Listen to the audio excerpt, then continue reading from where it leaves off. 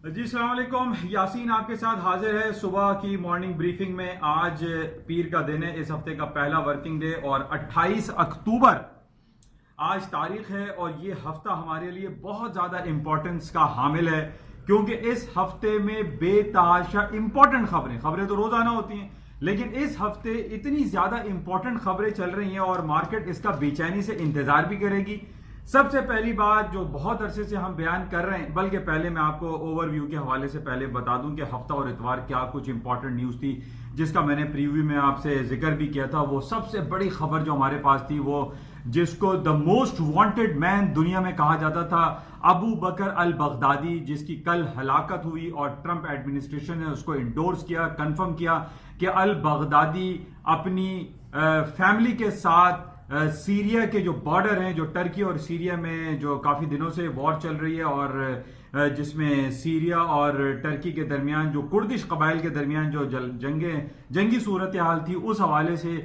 کل ابو بکر البغدادی کی ہلاکت واقع ہوئی ہے، جس کی وجہ سے میں نے جیسے آپ سے صبح بھی یہ کہا تھا کہ مارکیٹ میں تھوڑا سا پازیٹیولی چل سکتی ہے، خاص طور پہ گولڈ اور پریشس میٹل کی آئٹم۔ اور یہی کچھ ہم نے دیکھا کہ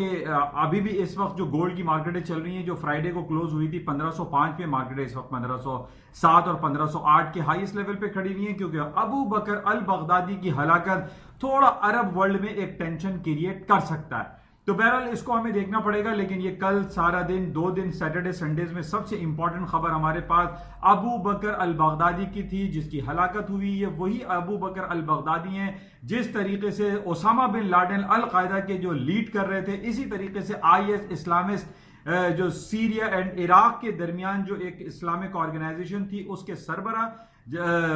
ابو بکر البغدادی کو کل ہلاک کر دیا گیا۔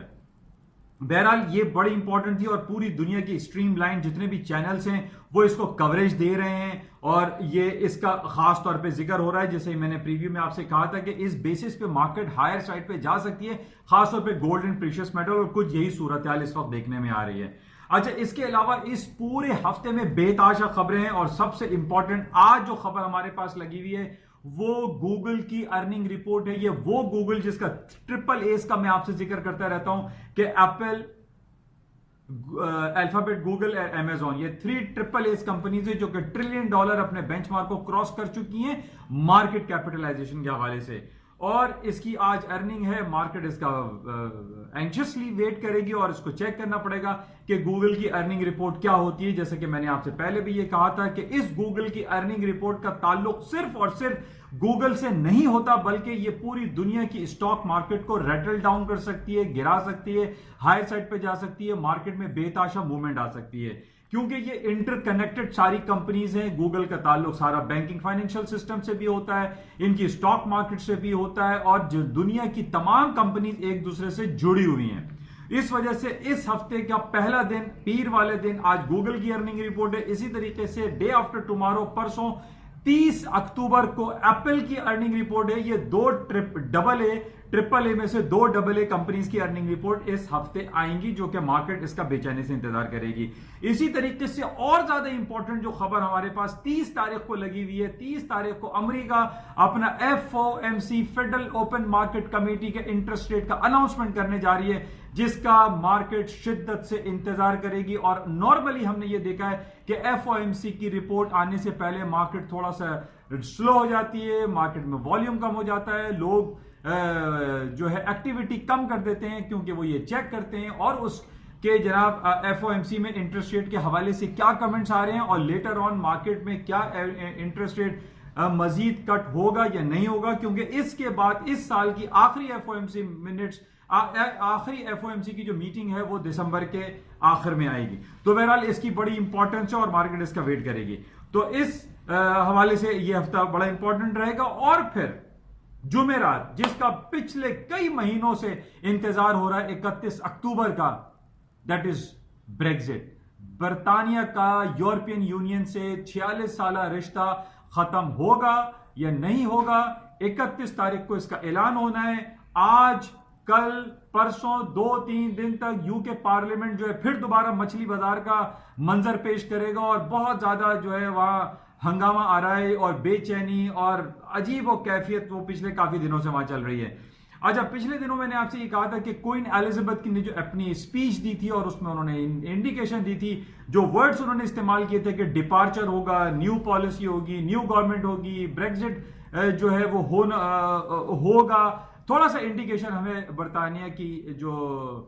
کوئن ہے ان کی طرف سے ملا، کیونکہ اس کی وجہ ہمیں یہ دکھائی دی کیونکہ پچھلے دنوں جو فیڈ بیک دیا تھا بورس جانسن نے یہی تمام باتیں کہی تھی جو کوئن ایلزابتھ نے کہی. حالانکہ اس حوالے سے پھر انہوں نے اپنی پارلیمنٹ کو بھی سسپینڈ کیا، پھر اسکاٹ لینڈ کی گورنمنٹ نے اور یو کے کی جو سپریم کورٹ ہے انہوں نے اس بات کا ذکر کیا اور انہوں نے اس کو کالعدم قرار دیتے ہوئے پارلیمنٹ کو اوپن کر دیا تھا، کھول دیا تھا. بہرحال یہ بڑی امپورٹنٹ ڈیٹ آ رہی ہیں ہمارے اس پورے ہفتے میں، جو ہے وہ خبریں بھری پڑی ہوئی ہیں، اور 31 تاریخ بریگزٹ کے حوالے سے از اے ویری امپورٹنٹ ڈے. اس حوالے سے ہم یہ دیکھ رہے ہیں کہ اسٹرلنگ کی قیمتوں میں ابھی بھی خاطر خواہ وہ تیزی نہیں آئی جس کا ہم انڈیکیشن ہمیں مل رہی تھی کہ جناب اب کوئن نے کہہ دیا ہے تو وہ الگ ہو جائے گا، الگ ہو جانے کے بعد اسٹرلنگ کی مارکیٹوں میں تیزی آئے گی، لیکن ایسا نہیں ہو رہا ہے. ابھی بھی ہم دیکھ رہے ہیں کہ اپنے ریسنٹ ہائی سے تقریباً 200 پوائنٹ اسٹرلنگ کی مارکیٹ ڈاؤن سائڈ پہ کھڑی ہوئی ہے. باقی ہم یہ دیکھ رہے ہیں کہ جو خبریں ہمارے پاس دوسری چل رہی ہیں امپیچمنٹ کے حوالے سے کہ صدر ڈونلڈ ٹرمپ کی امپیچمنٹ ہوگی اور نہیں ہوگی، اس حوالے سے ہم یہ دیکھ رہے ہیں کہ کاؤنٹر اٹیک ہم یہ کہہ سکتے ہیں ریپبلکن گورنمنٹ نے کیا ہے. وہاں کی جو جسٹس ڈپارٹمنٹ کے خلاف ایک نیا پنڈورا باکس کھولنے کی کوشش کی جا رہی ہے کہ جناب 2016 کے انتخابات میں اگر دھاندلی ہوئی یا کچھ گڑبڑ ہوئی تو وہ جسٹس ڈپارٹمنٹ کی طرف سے ہوئی، اور جسٹس ڈپارٹمنٹ اس وقت کی یہ بات کر رہے ہیں جب اوباما ایڈمنسٹریشن کے انڈر میں جسٹس ڈپارٹمنٹ تھا. تو اب یہ ڈیموکریٹس کہہ رہے ہیں کہ جناب یہ امپیچمنٹ کو ڈیلے ٹیکٹکس کرنے کے لیے استعمال کیا جا رہا ہے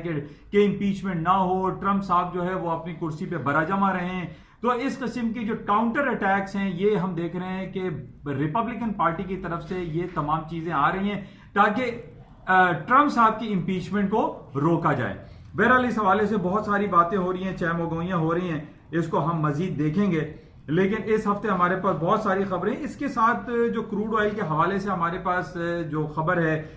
بلکہ کروڈ آئل کو ہم کہہ سکتے ہیں کیونکہ جتنی بھی دنیا کی اوپیک اینڈ نان اوپیک جو کنٹریز ہیں انہوں نے پروڈکشن کٹ کرنے کا کچھ اشارہ دیا ہوا ہے، اور ابھی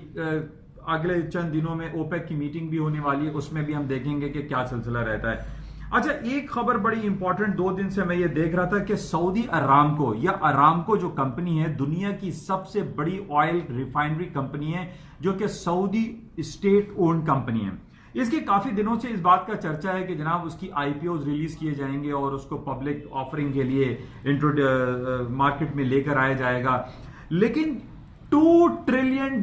کا جو ٹیگ لگا ہوا ہے کہ جناب اس کی جو آئی پی اوز ایشو کیے جائیں گے وہ اس کمپنی کی جو ورتھ ہے وہ $2 ٹریلین ہے. اچھا، اس وجہ سے ابھی اسی ہفتے اگلے 3-4 دنوں میں اس کے آئی پی اوز ریلیز ہونے تھے، لیکن خبر یہ آ گئی ہے کہ جناب سعودی ارامکو کے آئی پی اوز فی الحال ریلیز نہیں ہوں گے کیونکہ یہ $2 ٹریلین کا جو ٹیگ ہے یہ اٹس اے ہیوج اماؤنٹ. اب یہ کہا جا رہا ہے کہ جناب جس طریقے سے پوری دنیا میں ہم دیکھ رہے ہیں کہ ایمرجنگ آلٹرنیٹیوز کریٹ ہو رہے ہیں، ہمارے پاس بہت ساری گاڑیاں اب ایسی آ رہی ہیں جو کہ الیکٹرانک گاڑیاں، اس میں پیٹرول کا استعمال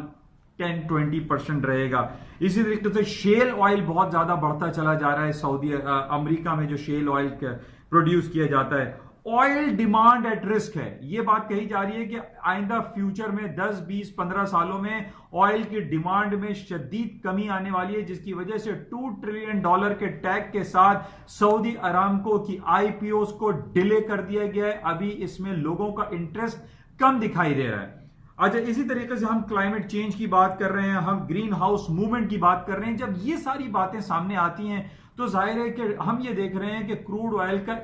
جو یوزیج ہے ان نیئر فیوچر وہ ریڈیوس ہو جائے گا، کم ہو جائے گا، جس کی وجہ سے ہمیں یہ دکھائی دے رہا ہے کہ کروڈ آئل کی قیمتیں بھی کم ہو سکتی ہیں. دوسری طرف ٹھیک ہے، جو سعودی عرب اور ایران اور امریکہ اور ایران کے درمیان جو تلخ سلسلے چل رہے ہوتے ہیں وہ ایک دوسرا میٹر ہے، لیکن جو green house effect, climate change, oil demand risk پر ہے، ان تمام شیل آئل کو ہم دیکھتے ہوئے یہ دیکھ رہے ہیں کہ تیل کی قیمتیں نیچے آ سکتی ہیں، اور ارامکو کی جو آئی پی اوز ہیں جو کہ $2 ٹریلین جو کہ بہت ایک ہیوج اماؤنٹ ہے، اس کے آئی پی اوز فی الحال ابھی روک دیے گئے ہیں، اور اس کا نیئر فیوچر کوئی دوبارہ اعلان کیا جائے گا کہ کیا ارامکو کو آئی پی او کے طور پر انٹروڈیوس کرانا چاہیے یا نہیں، اس کو بھی ہم دیکھیں گے. بہرحال اس ہفتے بہت ساری خبریں ہیں، انشاءاللہ رابطے میں رہیں گے اور مزید دیکھیں گے کہ کیا سلسلے رہتے ہیں. لیکن اوور آل جو ہمیں سینیریو نظر آ رہا ہے، گولڈ کی مارکیٹ جیسے میں نے آپ سے کہا تھا 1505 پہ فرائیڈے کو بند ہوا تھا، ابھی بھی ہم دیکھ رہے ہیں کہ مارکیٹ اس کلوزنگ سے اوپر ہے، 1508 1507 پہ چل رہی ہے. اور جو